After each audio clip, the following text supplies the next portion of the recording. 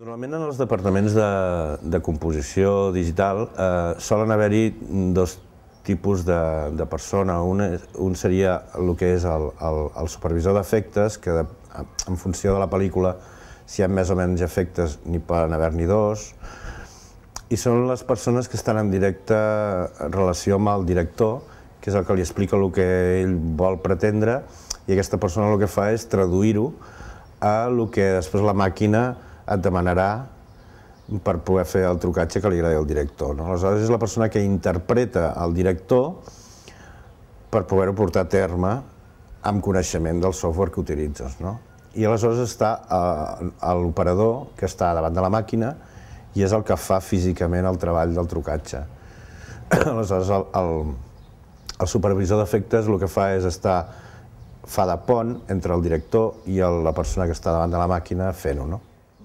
La manera de treballar en el cine està canviant una mica en els últims anys.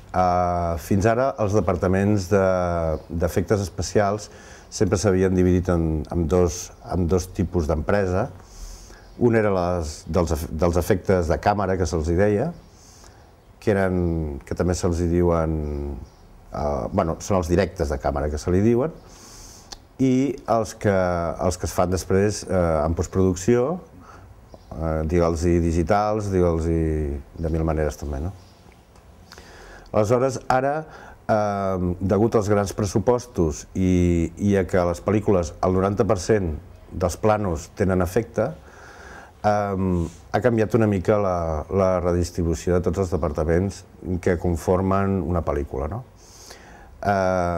Com deia, fins ara hi havia els físics, els que eren directes de càmera, que són aquesta gent que es dedica a fer que plogui posant unes mangueres, o bé creant parts del cos amb làtex, o fent coses que entraran al rodatge.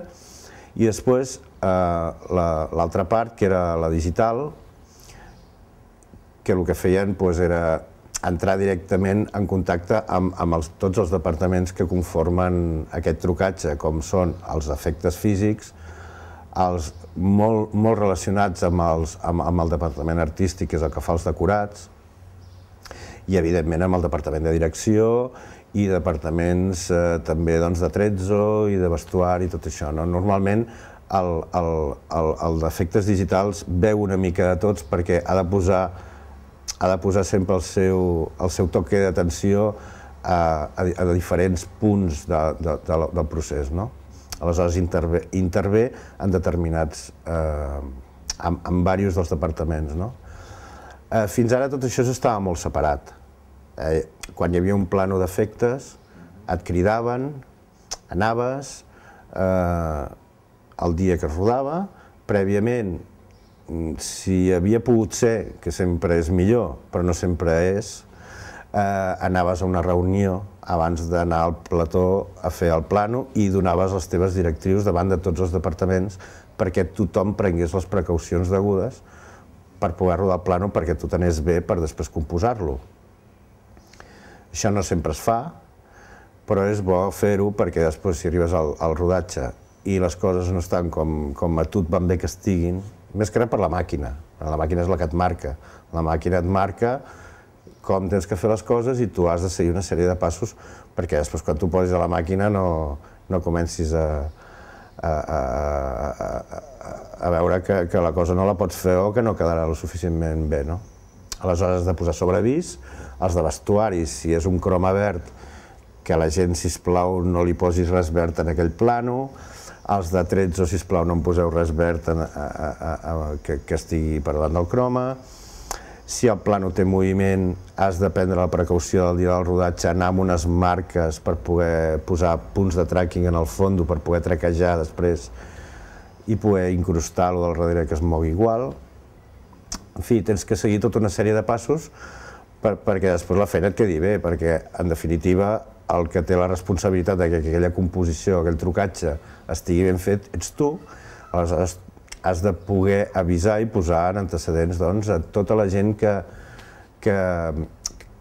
participa en aquella escena, en aquell plano. Ara la cosa ha canviat una mica, com deia. Per què? Perquè el 90% dels planos d'una pel·lícula tenen efectes. a veure, estem parlant de grans produccions. Les produccions normals segueixen el mateix camí, de com fins ara, però ara ha sorgit un departament nou que es diu de previsualització. Aleshores, com que el 90% de les pel·lícules tenen trucatge, el que abans era el departament digital o d'efectes o de composició, digue-li com vulguis, ha passat a ser un departament piramidal d'on pengen tots, no? De manera que ells marquen el que s'ha de fer. Ara hi ha departaments de previsualització que et fan gairebé tota la pel·lícula en 3D, amb un 3D molt primitiu, molt senzillet, per poder anar ràpids, però és un 3D que et permet col·locar la càmera on vulguis, amb molta facilitat. Què passa? Que al director això li és molt pràctic, perquè està preveient la pel·lícula abans de fer-la. Aleshores, aquesta gent de la previsualització el que et permet és que ja tenen molts elements creats, els tenen ubicats dintre d'un espai i això permet aprofitar-ho per quan fas la feina ben feta amb net, diguéssim, no? Aleshores, doncs, ara aquest departament és d'on penja tot, perquè ells són els que determinen com s'han de fer les coses i tothom ha d'anar-li a preguntar amb ells com ho tenen que fer, cosa que fins ara era el contrari. Tu anaves allà de pardillo, anaves tu amb els teus punts de tràquia amb el teu Chatterton i et deien, bueno, això, on posareu la càmera per saber on poso els punts de tracking? Ah, no, encara no sabem, des del director encara no ens ho ha dit, a veure si ens ho diu. I 5 minuts abans de donar l'acció, havies de córrer a posar 4 esparadraps en el croma perquè després poder fer la feina ben feta, no? Aleshores, bueno, jo crec que tot això, gràcies a la tecnologia que avança molt ràpidament, ens està marcant maneres diferents de treball. I ja dic, tot el que són els departaments digitals d'efectes, cada vegada estan agafant més protagonisme i cada vegada marquen més la línia de la pel·lícula i cada vegada estan més amunt perquè t'ofereixen una sèrie d'avantatges que fan que la pel·lícula es pugui rodar més ràpida i, evidentment, més barat, no?